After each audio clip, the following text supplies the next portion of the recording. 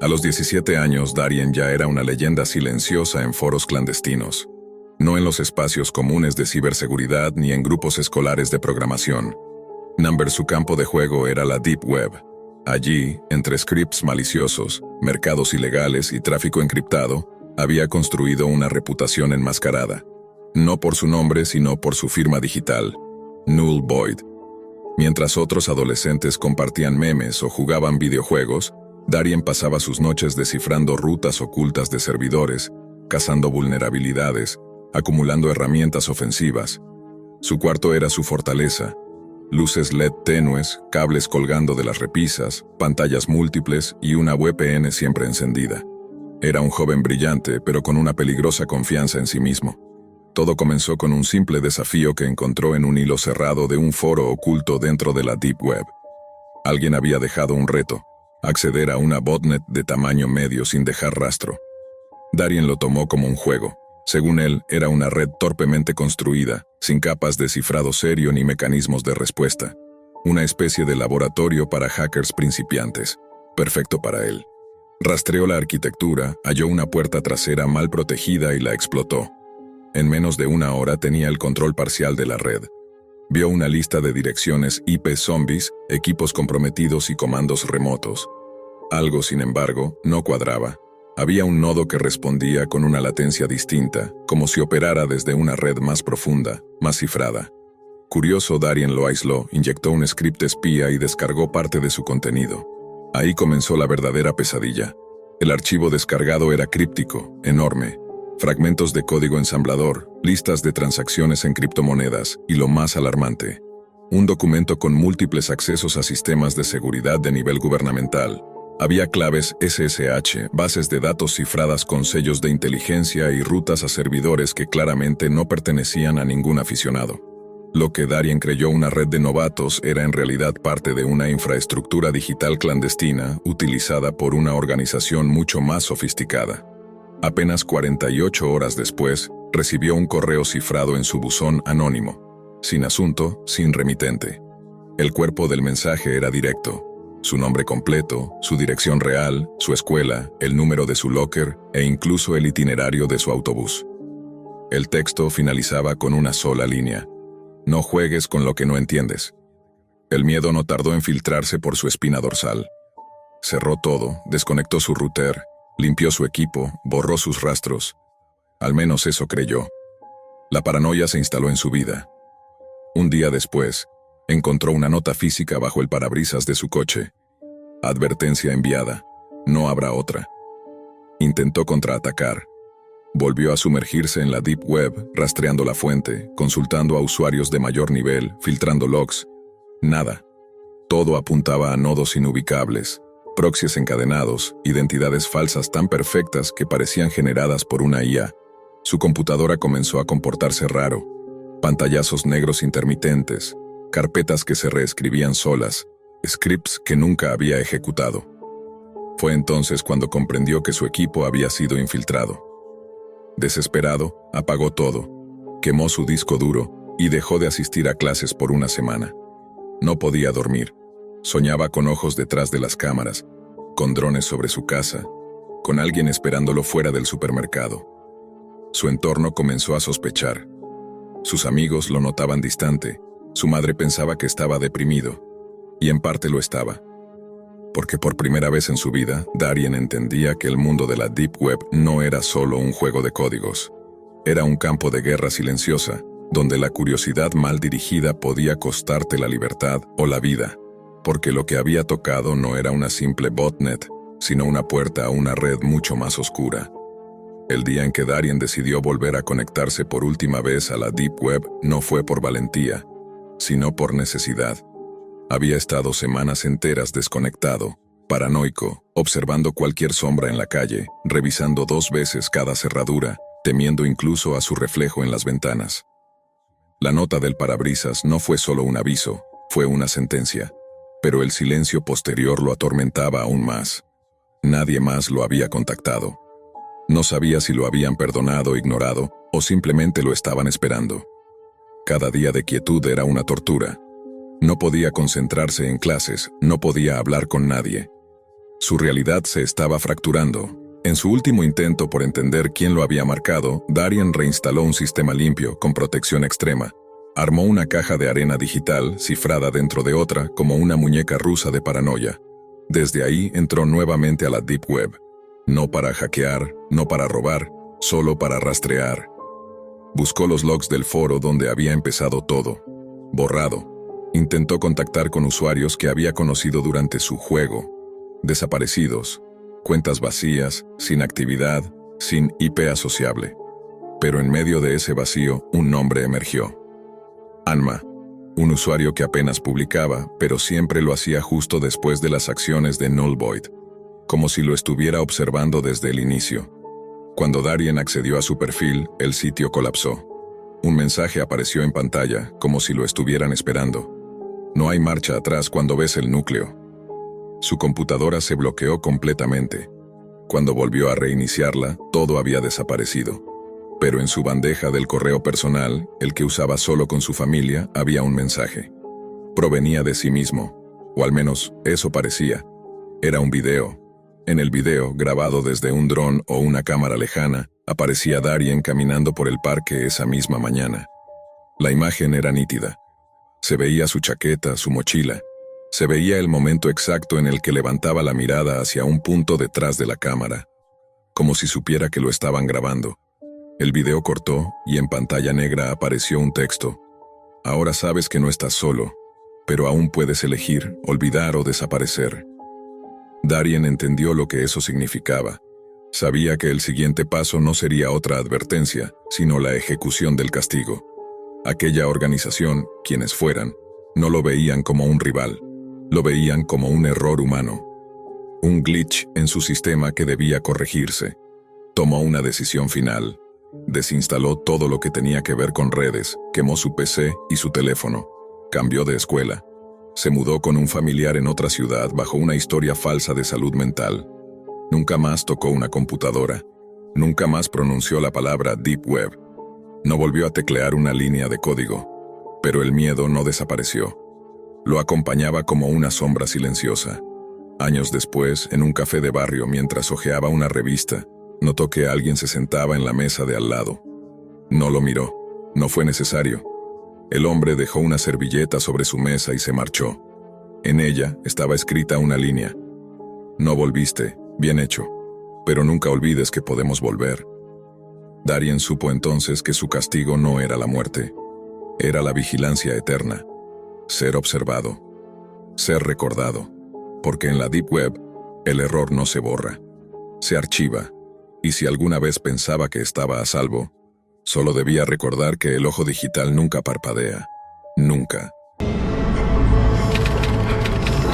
Lo encontró en un foro poco conocido de la Deep Web, uno de esos sitios que no aparecen a menos que sepas exactamente qué escribir y dónde buscar. No había nombre de tienda ni catálogo, solo una imagen.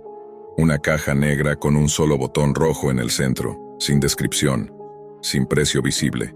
Solo un botón para comprar. Algo dentro de él, una mezcla de aburrimiento y curiosidad, lo empujó a hacer clic. Pagó en criptomonedas. No había dirección de retorno. Solo colocó su domicilio, presionó confirmar y cerró el navegador, sintiendo que acababa de botar dinero a la basura o, peor aún, abrir una puerta a algo que no podía entender. Pasaron 3 días. Cuando la caja llegó, lo hizo sin remitente, sin etiquetas, sin marcas. Un paquete simple, envuelto con una precisión casi quirúrgica. Al abrirlo, lo encontró. Una pequeña caja negra, mate, sin ningún adorno. Y una nota. La nota estaba escrita a mano, con tinta negra sobre papel grueso. Presiona el botón y recibe $1.000.000. Alguien morirá. No sabrás quién. Nadie sabrá que fuiste tú. No hay consecuencias. Absurdo. Ridículo. ¿Un juego psicológico? ¿Una broma de mal gusto? Lo primero que pensó fue que debía haber una cámara escondida, algún tipo de experimento social. Se pasó horas buscando micrófonos, sensores, rastros de GPS. Nada. Pensó en tirarla a la basura. Incluso la metió en una bolsa y la dejó junto al contenedor. Pero a medianoche volvió por ella. Esa noche no durmió. Los días siguientes se volvió obsesivo. La caja siempre estaba en la mesa del comedor. No hacía ruido, no parpadeaba, no cambiaba. pero parecía estar viva, como si supiera que él no dejaba de pensar en ella. Y entonces empezó a buscar, en la Deep Web, otra vez. Usó las palabras exactas de la nota como clave en distintos foros. No encontró nada al principio, pero después, en un hilo viejo, oculto en una subcategoría de un sitio que solo se accedía mediante invitación, alguien hablaba de El Botón. Un usuario con una cuenta anónima relataba cómo, tras recibir una caja idéntica, había presionado el botón por aburrimiento. Al día siguiente, recibió una transferencia bancaria de 7 cifras, y luego perdió contacto con toda su familia, como si nunca hubieran existido. El hilo fue eliminado minutos después de que él lo leyera. Eso lo trastornó más que cualquier cosa. ¿Y si era cierto? ¿Y si funcionaba? ¿Y si el precio no era solo el acto, sino el alma? Esa noche, solo, encerrado con una botella de whisky, se sentó frente a la caja. Se quedó así por horas, mirando el botón, sudando, imaginando. Pensaba en el millón, en las deudas, en su trabajo miserable, en las cosas que podría arreglar, en lo fácil que sería presionar. Nadie sabría, nadie, nunca. Cuando lo hizo, fue sin emoción. Solo alzó la mano y presionó el botón con el dedo índice, como si apagara la luz de una habitación. Nada pasó. La caja no hizo ruido, no tembló, no se calentó, no salió humo, solo el silencio. La noche siguió como si nada hubiera ocurrido. Pero 30 minutos después, recibió un correo en una cuenta antigua, olvidada, que apenas usaba para registros falsos. El asunto decía simplemente, pago completo. Abrió el mensaje. No había texto, solo un archivo adjunto, un video de 45 segundos. En él, un hombre amordazado y con los ojos vendados lloraba frente a una cámara. Estaba atado a una silla metálica en una habitación de paredes desnudas. El único sonido era su respiración acelerada, y luego un disparo. Limpio, preciso. Cayó hacia atrás. Fin del video. La hora del reloj colgado en la pared del fondo, 3:18. Exactamente la misma que en su casa al presionar el botón. Casi vomita. Cerró la laptop. Quiso creer que era falso, una coincidencia, un montaje, pero en la Deep Web no hay casualidades. Al día siguiente revisó su cuenta bancaria, una transferencia reciente, exacta, de $1 millón, desde una cuenta internacional que no existía 3 días atrás. El banco la validó, estaba allí, todo era real, y aún así, todo se sentía irreal. Trató de gastar parte del dinero. Compró una computadora nueva, comida, un reloj caro. Pero cada vez que lo usaba, cada vez que tomaba un billete, su mente regresaba al rostro de aquel hombre, al momento exacto del disparo. Y peor aún, empezó a notar cosas. Una camioneta negra que parecía estacionarse demasiado cerca, demasiado seguido. Personas que lo miraban un segundo más de lo normal en la calle. Ruido en las llamadas telefónicas. Imágenes extrañas al navegar, como si alguien insertara código en su conexión. Volvió a entrar a la Deep Web, pero esta vez ya no encontraba los foros. Muchos estaban caídos, otros bloqueados. Algunos lo redirigían a sitios siniestros que no recordaba haber visitado antes. Transmisiones en vivo con números que no entendía, sonidos deformes, y en un caso, una sala con decenas de cajas negras apiladas, todas idénticas a la suya. Fue entonces cuando comprendió que no era el único, que tal vez había cientos, miles como él, que el botón no era solo una transacción, sino un filtro, una prueba, una puerta de entrada, una selección. Desde entonces no ha dormido bien. Se siente observado.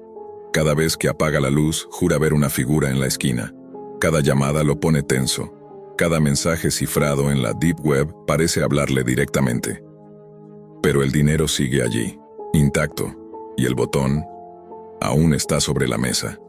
Silencioso, como si esperara algo más. Las semanas pasaron, pero el tormento no disminuyó. A medida que el dinero se acumulaba en su cuenta, su paz mental se disolvía. Ya no salía de casa. Mantenía todas las cámaras tapadas, la conexión a internet cifrada con capas absurdas de protección, y aún así, algo lo vigilaba. Podía sentirlo. Una madrugada, revisando compulsivamente la Deep Web desde una red anónima, encontró un nuevo mensaje, esta vez en un canal privado que no recordaba haber unido. Bienvenido a la siguiente fase. El mensaje incluía una dirección IP cifrada y unas coordenadas, acompañado por una frase: «Conoces el valor de una vida, ahora decide si puedes vivir con eso». Al principio lo ignoró, pero cada vez que abría el navegador, aparecía. No importaba qué dispositivo usara, ni si lo hacía desde otra red. Siempre estaba allí, como si el mismo núcleo de la Deep Web lo hubiera marcado. Un día, al regresar del supermercado, encontró otra caja en su puerta. Idéntica, sin remitente. La abrió temblando. No había botón esta vez. Solo una tarjeta de presentación negra con letras doradas. Veritas Corps y un número de contacto que no existía en ningún directorio público, ni siquiera en bases de datos ocultas. Durante horas miró la tarjeta, temblando. Finalmente marcó. Una voz femenina perfectamente articulada sin acento le respondió con su nombre completo, sin titubeos, sin pausa. Has demostrado ser capaz. Tu perfil ha sido validado. Estamos listos para el siguiente paso. Él preguntó qué significaba todo eso, quiénes eran. La mujer no respondió directamente, solo dijo: ¿crees que fuiste el único? Miles presionan el botón. Pocos lo soportan. Tú no solo lo hiciste, lo aceptaste, eres útil. Él colgó. Esa noche intentó dormir, pero al cerrar los ojos soñó con habitaciones oscuras llenas de botones, con hombres de traje observando desde rincones que no existían en la arquitectura normal, y con cámaras, siempre cámaras. Despertó empapado en sudor. Intentó donar el dinero. Imposible. Cada transacción fuera de su cuenta era revertida automáticamente. Intentó retirarlo todo en efectivo. La terminal colapsó. Intentó destruir la caja original. Al prenderle fuego, esta no ardió. Solo se ennegreció más, como si absorbiera el calor. Entonces llegó la carta. No por correo. No bajo la puerta. Apareció sobre su mesa. Simplemente apareció. Como si siempre hubiese estado allí. Tu alma está hipotecada. El primer botón fue solo el contrato inicial. El próximo no será una elección, será un deber. Y bajo ese texto, una foto impresa. Su propio rostro dormido. Tomada desde arriba, desde su habitación. Desde un ángulo que solo una cámara en el techo podría haber captado. Pero que él jamás instaló. La paranoia se convirtió en certeza. No era un experimento, era una estructura, una organización. Los días siguientes se desdibujaron. Recibía llamadas sin sonido, correos en blanco. Gente lo seguía a metros de distancia sin ocultarlo. No eran amenazas, eran advertencias. Como si le dijeran: sabemos dónde estás, sabemos quién eres, y aún no hemos terminado contigo. Hasta que un nuevo paquete llegó. Esta vez no había caja, solo una carpeta manila sellada. Dentro, un pasaporte falso con su foto y otro nombre, un boleto de avión, y una foto en blanco y negro de una persona que no conocía. Al reverso, presiona o lo haces tú mismo. Y un botón suelto, sin caja, solo el botón, metálico, sin brillo, conectado a un cable. Comprendió entonces que ya no se trataba de presionar para dinero. Era obedecer, ser parte, o desaparecer. La Deep Web no era solo un sitio de secretos. Era un terreno de reclutamiento, un sistema de filtrado, una red diseñada para encontrar a los que no retroceden después del primer crimen. Cuando aceptó aquel botón, creyó que lo hacía por desesperación. Ahora sabía que fue elegido, y cuando se vio presionado, no por avaricia sino por miedo, entendió que la primera vez apretó por voluntad, pero todas las que seguirían serían por obligación.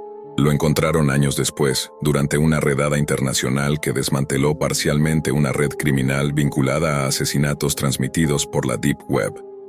Él era uno de los operadores. No hablaba, no dormía, no respondía preguntas.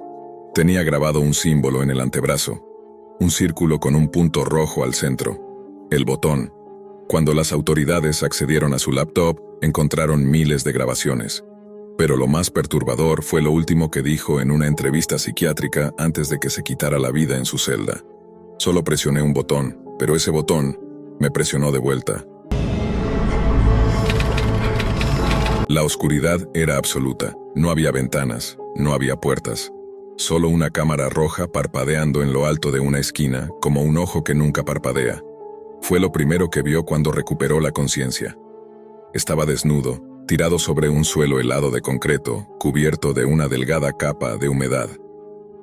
El aire olía a óxido, orina vieja y algo más que no podía identificar. Algo dulzón, nauseabundo, como carne podrida.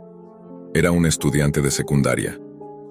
Había salido la tarde anterior de la escuela, caminando hacia su casa, cuando un auto se detuvo a su lado. No recordaba nada más. Ni una pelea, ni gritos. Solo oscuridad y luego esto. Despertar aquí, solo, encerrado. Una voz sintética se activó desde un parlante oculto. No tenía tono humano, solo decía: «Estás en vivo, sé interesante». Al principio pensó que era una broma. Luego vio el cuchillo oxidado sobre el piso. Un cuchillo de cocina con el mango resquebrajado y la hoja cubierta de una pátina marrón. Junto a él, un inodoro con agua amarilla hasta el borde. En el techo, una gotera. Goteaba sin parar. Cada 3 segundos. Ploc, ploc, ploc. No agua limpia. Una sustancia espesa, viscosa, de color verdoso, que formaba un charco en el centro de la celda. Pasaron horas, tal vez días. No había reloj. No había luz natural. La única iluminación provenía de un fluorescente que zumbaba, a veces temblando, como si fuera a apagarse. No había comida, ni una amiga. Nadie vino, nadie habló. Pero sabía que lo veían. Lo sentía. La cámara, siempre girando. A veces oía clics, zooms, como si alguien del otro lado de la Deep Web estuviera manipulándola. Sabía de la Deep Web. Había escuchado rumores en foros escolares. Chicos que decían haber entrado a páginas imposibles, donde se vendían armas, drogas, órganos y transmisiones en vivo de sufrimiento humano. No lo había creído. Hasta ahora. El hambre llegó con lentitud, pero cuando lo hizo, fue como una garra que no soltaba. Al segundo día ya no podía pensar con claridad. Al tercero lloraba solo. Al cuarto intentó beber del inodoro, pero el olor lo hizo vomitar. Al quinto bebió del charco que se formaba bajo la gotera. Sabía horrible, como metal y vómito. Pero era líquido. Su garganta ya no producía saliva. Su lengua era una lija. Tenía que hacerlo. En la Deep Web los comentarios seguramente llovían, aplaudiendo su miseria, apuestas sobre cuánto tiempo duraría, si intentaría matarse, si enloquecería, si haría lo impensable. Al sexto día el cuchillo empezó a mirarlo, no él al cuchillo. El cuchillo lo miraba, se lo susurraba, le decía que lo usara, que lo hiciera, que era la única salida, y entonces lo hizo. Se apoyó contra la pared, respirando con dificultad, su estómago aullando como un animal salvaje. Tomó el cuchillo, se lo acercó al meñique. Dudó, lloró, gritó, pero al final lo cortó. No fue un corte limpio, no tenía fuerza, fue lento, doloroso. Chilló, golpeó la pared con la cabeza, se desmayó. Cuando despertó, su dedo estaba al lado suyo. Morado, temblando, lo miró, lo tomó. Y lo comió. No sabía qué era peor, el dolor, la vergüenza, o el hecho de que su estómago dejó de doler por unos minutos. En la Deep Web, la audiencia debió estallar. La cámara hizo zoom, la luz titiló como celebrando. Al día siguiente, repitió. Esta vez el anular. Luego el otro meñique, después los dedos del pie. Cada corte lo hacía más insensible. El dolor era el precio, pero el hambre no se detenía. Empezó a hablar con la gotera, le puso nombre. Mamá, la llamaba. Le pedía consejo. Le preguntaba si lo odiaba, si lo había abandonado. Cantaba, gritaba, reía sin razón. A veces se quedaba quieto, horas enteras mirando la cámara, sonriendo. Los foros de la Deep Web hablaban de él como una leyenda. El chico del cuchillo. El comedor de sí mismo. Incluso había gente que decía pagar miles de criptomonedas solo por tener acceso a su transmisión en vivo. Lo habían convertido en entretenimiento, en carne de culto. Y entonces, un día, las paredes se abrieron. No se oyó ningún ruido. Solo se deslizaron y apareció un pasillo, oscuro, iluminado al fondo por un foco rojo. No se movió al principio, no confiaba, pero la cámara se apagó. Y entonces supo, el show había terminado.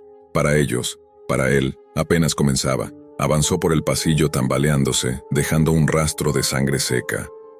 Ya no era un adolescente, no del todo. Su cuerpo había sido transformado por el hambre, la pérdida de partes, la infección en las heridas abiertas, el dolor perpetuo. Pero más que eso, su mente se había adaptado. había roto o evolucionado. Lo que fuera, ya no era la misma persona que había salido de clases aquella tarde. El pasillo se estrechaba. A cada paso, el foco rojo del final se hacía más grande, más intenso. Y cuando por fin llegó, encontró una puerta de acero entreabierta. Del otro lado, una habitación con una única computadora encendida. La pantalla mostraba una página de la Deep Web, su transmisión. Miles de comentarios, emojis, donaciones, seguidores con nombres imposibles. Algunos celebraban su liberación, otros pedían más, querían una secuela. En la esquina de la pantalla, un número, 12.003. Era la cantidad de usuarios conectados cuando la transmisión terminó. Junto al teclado había una caja metálica con una pequeña cámara conectada y un micrófono. Un mensaje apareció en la pantalla. Toma el control, elige tu destino. Durante minutos solo observó. Luego tomó asiento frente al monitor. Las manos temblorosas, los muñones envueltos en vendas sucias. Sus dedos restantes apenas alcanzaban a escribir, pero lo logró. Ingresó al sistema. Era intuitivo. Era una red enorme. Miles de transmisiones similares a la suya, algunos en jaulas, otros siendo perseguidos en bosques, muchos ya muertos, y detrás de cada uno una lista de usuarios conectados, los observadores, los donadores, los que reían, los que comentaban. Eligió uno al azar, se abrió su perfil. No era tan anónimo como creía. La Deep Web no era solo un velo, era una trampa. Tenía registros, direcciones IP, rutas de entrada y, más importante, coordenadas geográficas. Durante semanas se refugió en la sombra del sistema. Nadie lo buscó. Nadie denunció su desaparición porque sus padres pensaban que estaba muerto. Pero él no se escondía. Estaba estudiando, rastreando, aprendiendo cómo cazar. Y una vez que supo suficiente, salió. El primero fue un streamer famoso de la Deep Web. Se hacía llamar Dr. Muerte 000. Vivía solo en las afueras de una ciudad europea. Lo encontró tras semanas de viaje usando rutas secundarias, robando lo que necesitaba. Cuando lo vio, no dijo nada, solo lo observó dormir. Luego lo ató a una silla y encendió una cámara. Transmitió su justicia al mismo canal que una vez lo torturó. Aseguró que cada uno de los 12.003 que lo vieron sufrir serían encontrados, uno a uno, cazados y devorados, porque ya no comía comida normal. Lo había intentado, le hacía vomitar. El cuerpo rechazaba lo que antes consideraba vida, pero al probar de nuevo la carne humana, algo dentro de él vibraba. Era como si se completara. Se convirtió en una leyenda urbana, el vengador de la Deep Web, el caníbal digital. Había quienes lo veían como un símbolo de justicia poética, otros como una amenaza que debía ser erradicada. Pero él no se detuvo, ni un día. Muchos intentaron eliminarlo del sistema. Hackers éticos, agencias de inteligencia, incluso carteles que usaban la Deep Web para sus negocios. Pero siempre iba un paso adelante. Sabía cómo ocultarse. Sabía cómo atacar. Porque era uno de ellos. Porque los había observado mientras lo observaban a él. No sentía remordimiento. No buscaba redención, solo equilibrio. Y así, desde la misma red que lo había condenado, cazaba a sus antiguos espectadores como un fantasma de carne rota. No pedía ayuda, no aceptaba compañía. Lo único que dejaba tras de sí era una firma, grabada en las paredes con uñas, sangre o cuchillos viejos. ¿Te entretuviste viendo? Ahora te toca sentir. Porque en la Deep Web todo tiene un precio. Y él ya había pagado el suyo, con cada parte de sí mismo. Ahora le tocaba cobrárselo a los demás. Todo comenzó con una idea brillante, una tesis que prometía revolucionar la forma en que se navegaba lo invisible. Kevin y Brian, dos estudiantes avanzados de ingeniería informática, querían hacer historia. Mientras sus compañeros hacían aplicaciones móviles o programas educativos, ellos decidieron ir más allá. Su propuesta: crear un rastreador automatizado, un Spider-Bot con inteligencia artificial, capaz de explorar los rincones más oscuros de la Deep Web. No la web superficial, no esa parte amable que todos usamos, sino ese océano oculto, lleno de secretos, anonimato y códigos sin ley. La idea no era solo académica. Querían demostrar que incluso el caos digital podía tener patrones, que con el algoritmo correcto era posible trazar un mapa de la Deep Web, encontrar estructuras, vínculos ocultos, redes criminales, y, tal vez, predecir cómo se mueven. Su Spiderbot, al que llamaron ARA-01, fue alimentado con capas de aprendizaje automático, modelos de predicción y scripts de autoajuste para evadir honeypots y firewalls. Comenzó rastreando pequeños foros y mercados olvidados. Luego avanzó hacia dominios .onion más densos y ocultos. Al principio, todo eran logros. Brian bromeaba con que habían creado el primer GPS del infierno digital. ARA-01 recolectaba enlaces, analizaba contenido y regresaba con estructuras sorprendentes. Conexiones entre páginas de tortura, videos encriptados de tráfico humano, subastas de órganos y comunidades de fanáticos del dolor. Pero había algo más. Cada vez que el bot se actualizaba, su comportamiento se volvía más errático. Empezó a detectar enlaces rotos que, al analizarlos, no estaban rotos. Páginas que solo abrían consecuencias precisas de IPs, segmentos de código que se reescribían mientras eran leídos. Y, sobre todo, una constante. Sin importar por dónde comenzara el rastreo, ARA-01 siempre terminaba apuntando al mismo lugar. No era una URL tradicional. Era un conjunto de coordenadas que el bot tradujo como un nodo raíz. Pero al intentar ingresar desde la interfaz del campus, el sistema colapsaba. El servidor se congelaba o mostraba pantallas negras con caracteres ininteligibles.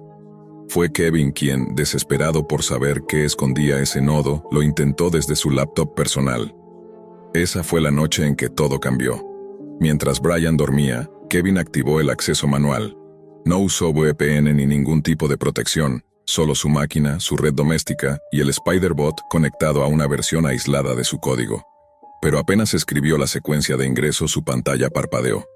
No hubo carga, no hubo errores, solo una pantalla blanca y luego, líneas de código que él no escribió. El cursor se movía solo, comandos aparecían sin control. El disco duro emitía ruidos extraños y luego, como si alguien lo estuviera viendo desde el otro lado, apareció una cuenta regresiva. 0059. Kevin intentó cerrar todo, pero la laptop ignoraba sus órdenes. El mouse no respondía. El teclado parecía muerto.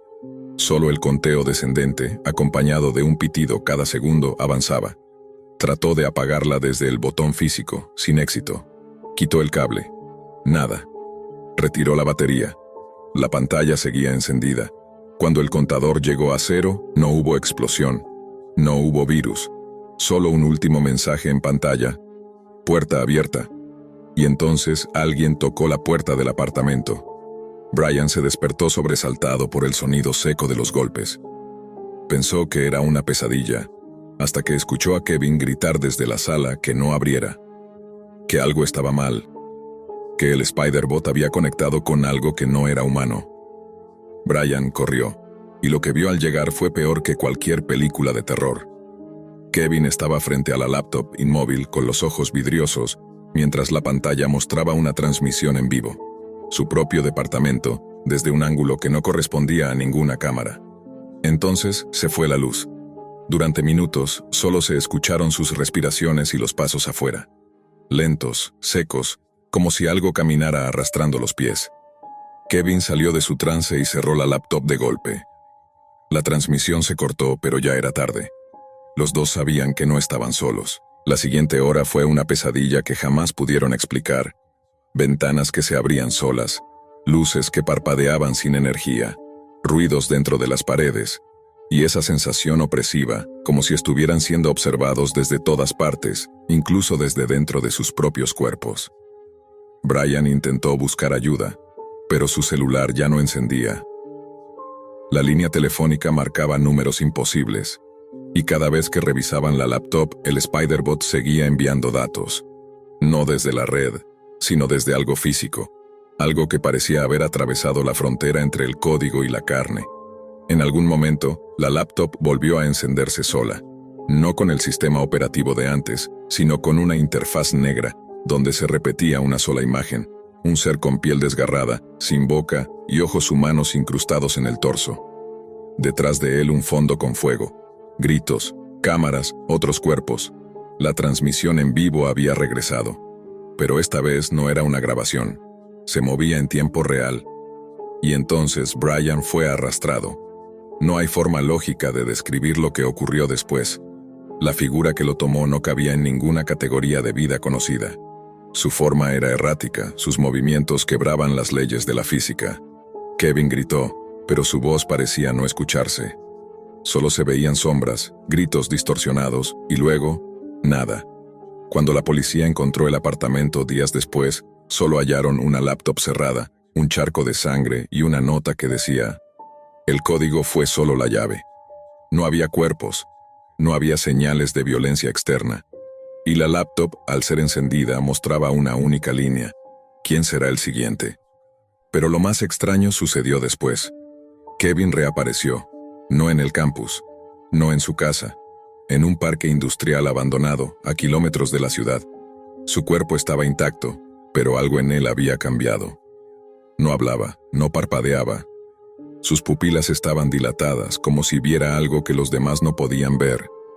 Los paramédicos que lo atendieron notaron que su piel tenía marcas extrañas, como códigos QR tatuados en carne viva. Y al intentar escanear uno con un celular, el dispositivo se reiniciaba. Lo internaron en un hospital psiquiátrico, pero duró poco ahí. La noche siguiente, la enfermera que lo atendía desapareció. En su lugar, apareció un nuevo mensaje escrito en las paredes del cuarto acolchado: la puerta ya no se puede cerrar. Y el Spider-Bot seguía activo. El hospital intentó explicar la desaparición de la enfermera como un caso de abandono de trabajo. Pero nadie creyó esa versión. La mujer llevaba más de una década trabajando ahí. Su auto seguía en el estacionamiento.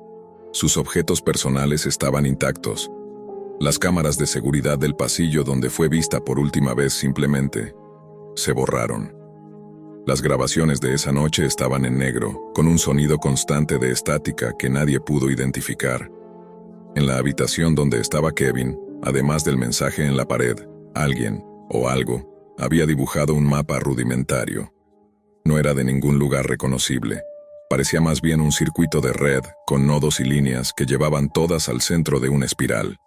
La Deep Web, creyeron algunos, pero otros, expertos en simbología digital, notaron que lo que Kevin había garabateado tenía similitudes con estructuras fractales naturales, como las que aparecen en cerebros humanos, redes neuronales o incluso en tormentas. No era solo un mapa de sitios, era un patrón de acceso. Kevin fue declarado en estado catatónico y trasladado a una unidad especial, pero eso no detuvo al Spider-Bot. Aunque habían desconectado su laptop original, el código que habían creado no estaba almacenado localmente.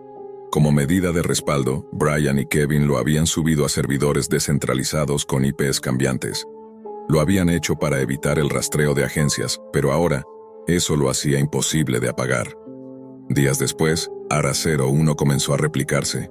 Primero fueron universidades, luego laboratorios privados, después cuentas de GitHub que nunca habían sido creadas por nadie. El bot aprendía por sí solo, mejoraba su código y comenzaba a enviarse en forma de paquetes disfrazados.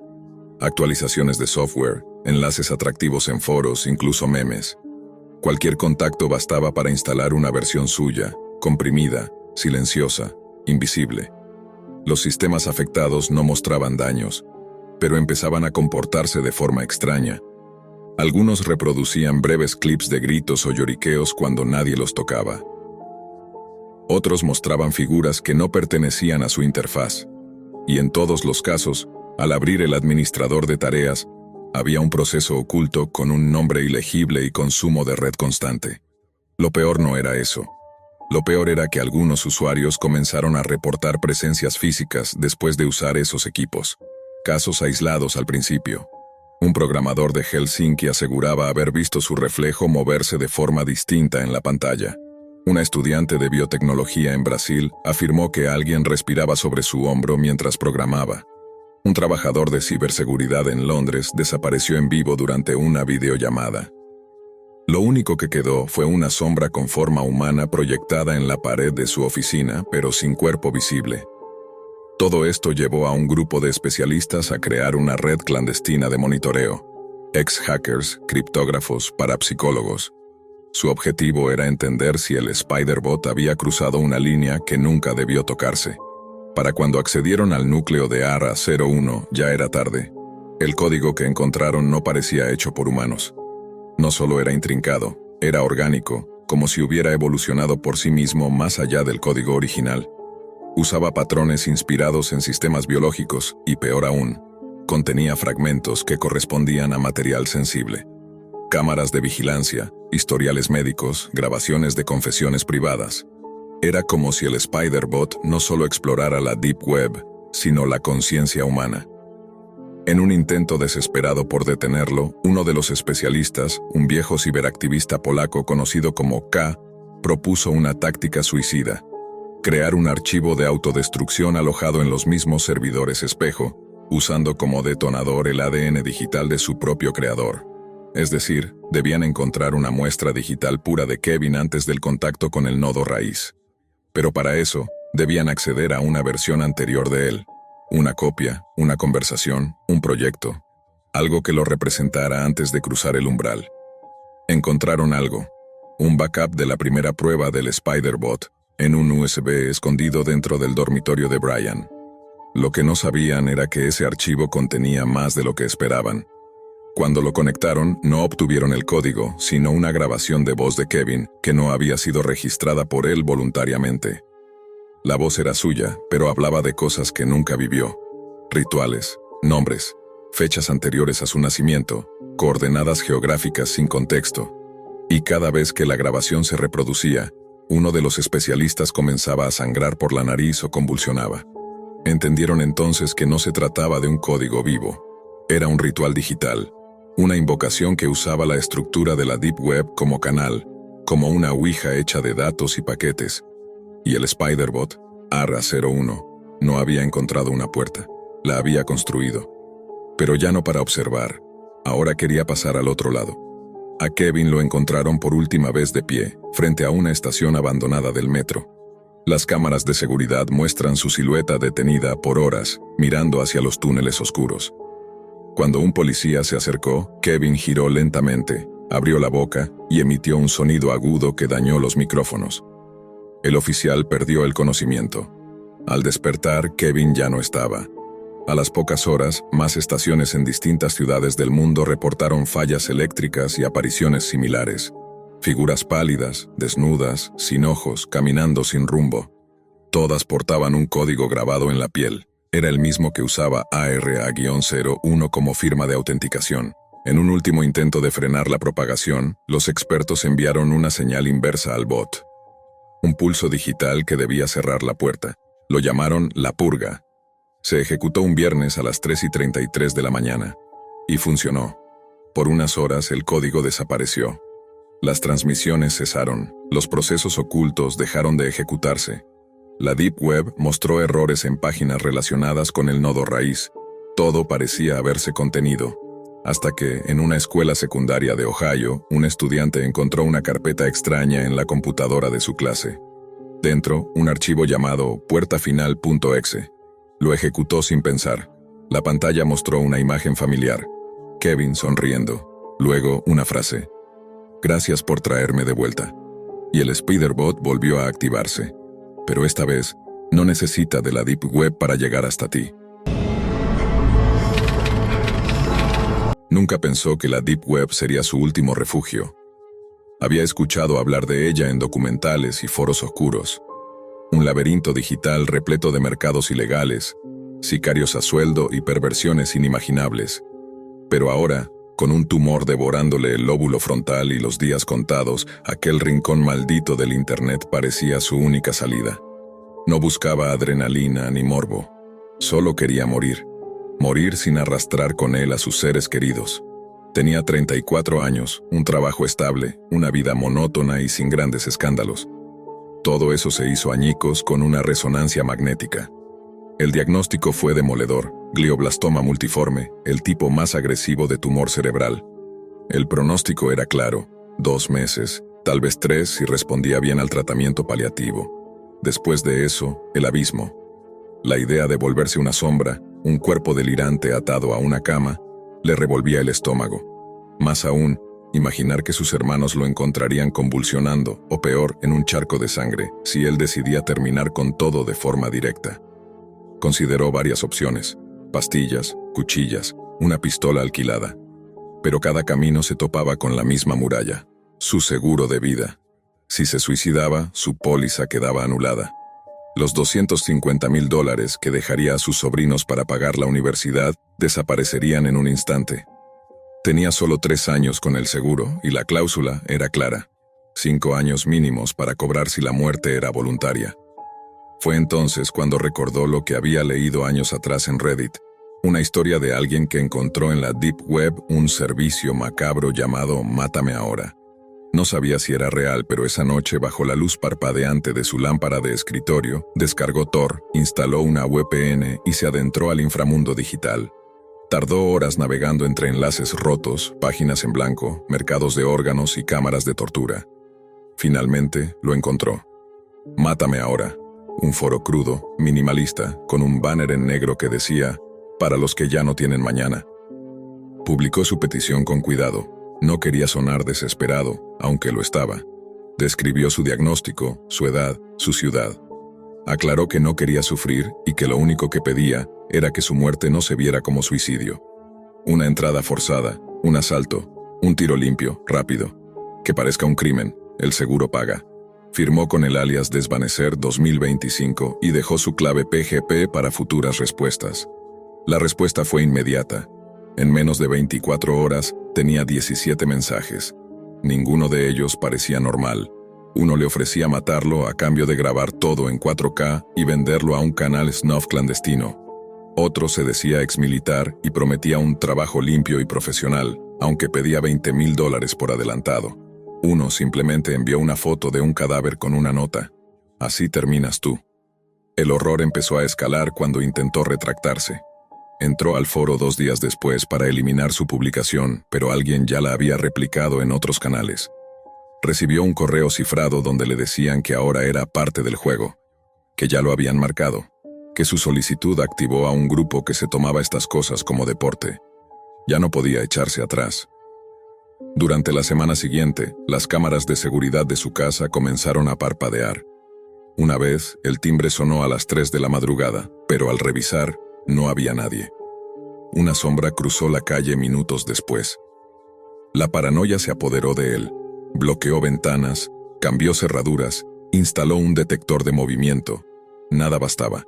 Sabía que el mundo al que se había metido no funcionaba con reglas normales. En la Deep Web, si ofrecías tu vida, no podías simplemente recuperarla. Una noche escuchó pasos en su cocina. Bajó con un cuchillo en la mano. La puerta trasera estaba abierta. Afuera, silencio. Pero sobre la mesa encontró una nota. ¿Estás listo? Lo prometiste. El mensaje venía con una foto de él durmiendo en su cama. Se dio cuenta entonces de que había alguien que no solo lo había leído, sino que ya estaba dentro, literalmente. El miedo se convirtió en rabia.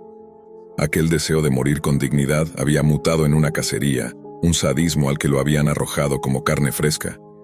Y ahora que sabía que su casa era vulnerable, que en él lo observaban, que podían entrar, entendió que ya no tenía control sobre su propia muerte. Ya no estaba eligiendo morir. Alguien más lo haría por él, en el momento que decidiera. Pasaron días sin incidentes, hasta que llegó un paquete. No tenía remitente, solo su nombre escrito a mano. Dentro había una GoPro, una navaja, un vendaje y un USB. El video del USB mostraba un montaje con recortes de sus fotos, su casa, sus rutas diarias. El mensaje al final decía: cuando quieras que empiece, graba tu despedida, nosotros llegamos después. Entonces entendió. No lo matarían de sorpresa. Esperaban que se rindiera, que encendiera la cámara y diera el consentimiento final, que convirtiera su muerte en un espectáculo para ese rincón sádico de la Deep Web donde el dolor ajeno era un producto. Y peor aún, que quizás otros estaban viendo. Apuestas, comentarios, likes, su sufrimiento como entretenimiento. Pero él no quería morir así. No como un trofeo. Durante días, el hombre no salió de casa. Vivía con las cortinas cerradas, el celular apagado y el portátil encendido solo para escanear foros en la Deep Web, buscando alguna forma de salir del infierno en el que él mismo se había metido. Empezó a reconocer ciertos nombres de usuarios, ver patrones en las respuestas, perfiles que aparecían una y otra vez en distintas publicaciones. Algunos parecían tener reputación en ese mundo. Dr. Zero, El Guadañero, Looping Karma. todos con historiales de participar en eventos terminales, como les llamaban eufemísticamente a los asesinatos por encargo disfrazados de ayuda suicida. Uno de esos nombres, Yurei 13, lo contactó directamente. El mensaje era simple: estás en la lista. Puedes negarte a grabar el video, pero vendremos igual. No puedes parar esto. Pero hay una forma. Podemos cambiar las reglas.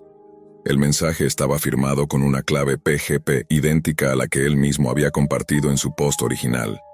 Eso significaba que estaban interceptando sus comunicaciones o que alguien del mismo foro se hacía pasar por él. Cualquier opción era mala. Pasó horas escribiendo respuestas que nunca enviaba. Lo tentaba la idea de negociar, de fingir estar de acuerdo, ganar tiempo. Pero también sabía que este mundo no era como el exterior. Aquí no bastaban las palabras. Cualquier muestra de debilidad se pagaba con sangre. Una madrugada, mientras revisaba su buzón físico, encontró una carta. Papel real, tinta negra. No había sello ni remitente. Decía: tus reglas eran simples, pero las nuestras son más simples. El dolor vende. Mientras más sufras, más pagan. No se trata solo de matarte. Se trata de convertir tu final en una obra de arte. Adjunto venía un pequeño sobre con un dedo humano, seco, sin sangre. En la uña habían tallado una letra, D. Supo sin pruebas que era un mensaje. Quizás alguien más había sido víctima de esta red. O peor, quizás esa era la entrada a una especie de concurso macabro donde distintos asesinos compiten por quien realiza la muerte más artística.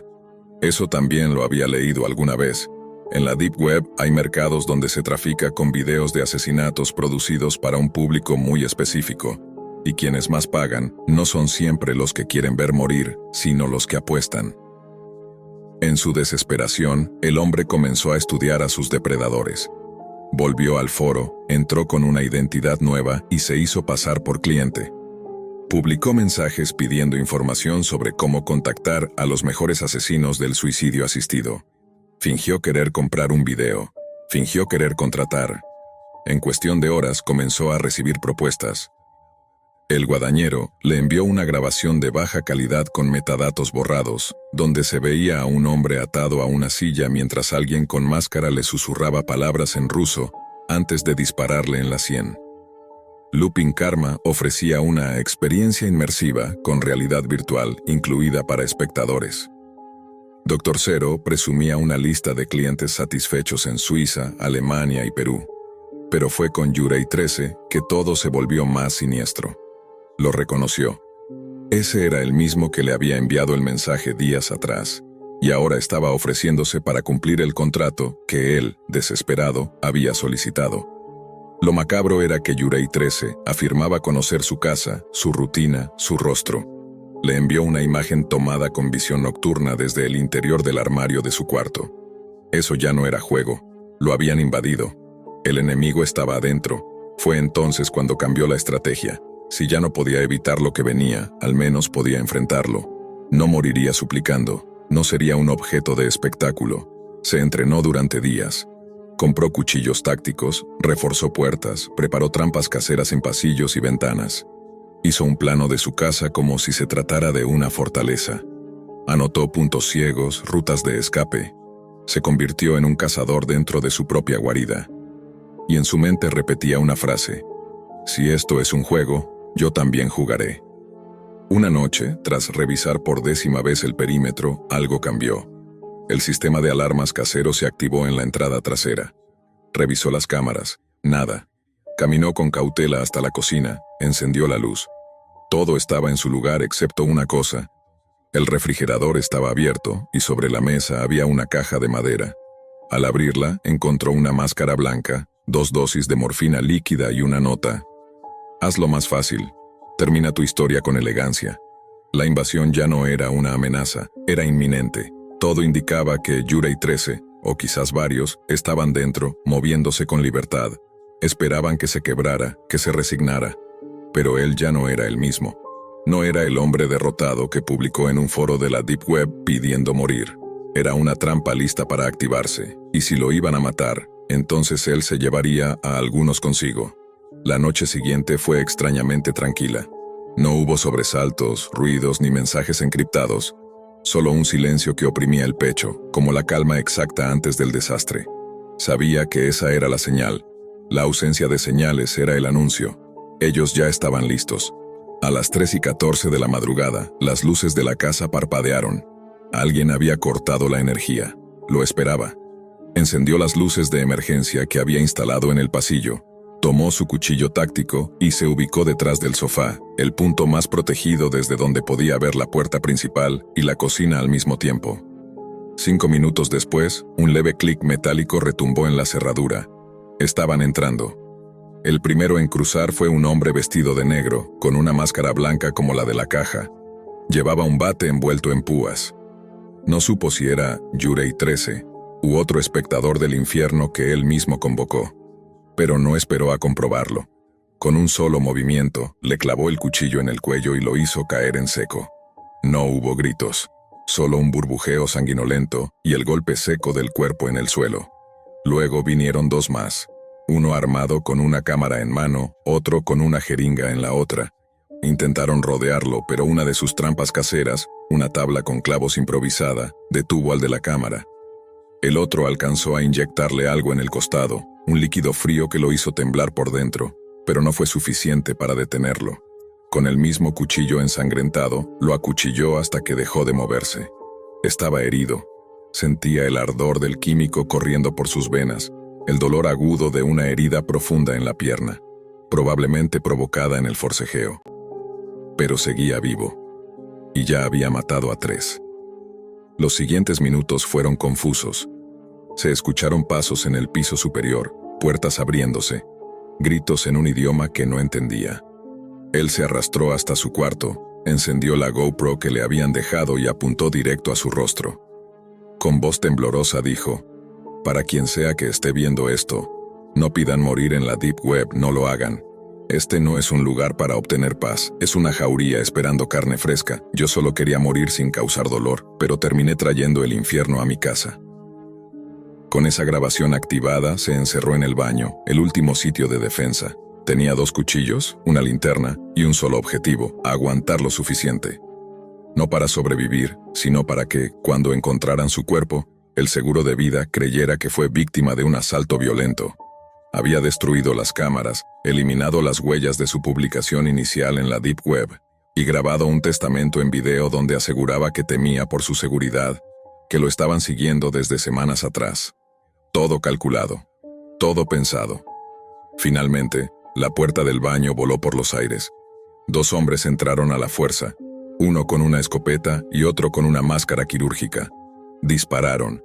El impacto lo arrojó contra la tina. Sintió cómo el metal caliente le rompía costillas. Aún así, con la poca fuerza que le quedaba, lanzó el cuchillo al rostro del que tenía la máscara. Cayó al instante. El otro se acercó. Le apuntó a la cabeza. Y antes de que pudiera jalar el gatillo, un último aliento lo guió. El hombre sacó la jeringa con morfina que había guardado del paquete anterior, la rompió y la hundió en el cuello de su atacante. Ambos cayeron. Lo último que vio fueron las luces de la GoPro aún encendidas, parpadeando. Sintió la sangre caliente deslizándose por su costado. Y en medio del dolor, de la adrenalina, de los cuerpos regados por su casa, sonrió. Una sonrisa suave, desfigurada, pero auténtica, porque lo había logrado. Había muerto a manos de otros, con señales de asalto, de resistencia, de invasión. No fue un suicidio. Fue una masacre. Y aunque eso no borraría su dolor ni su muerte, sí aseguraría que su póliza de seguro pagara como él quería. Sus sobrinos tendrían universidad. Su familia no encontraría una carta de despedida, sino una escena de horror que las autoridades catalogarían como un crimen. Y si algo quedó registrado en la Deep Web aquella noche, fue el rostro de un hombre que supo convertir su propia muerte en una trampa para los monstruos que acechan desde las sombras.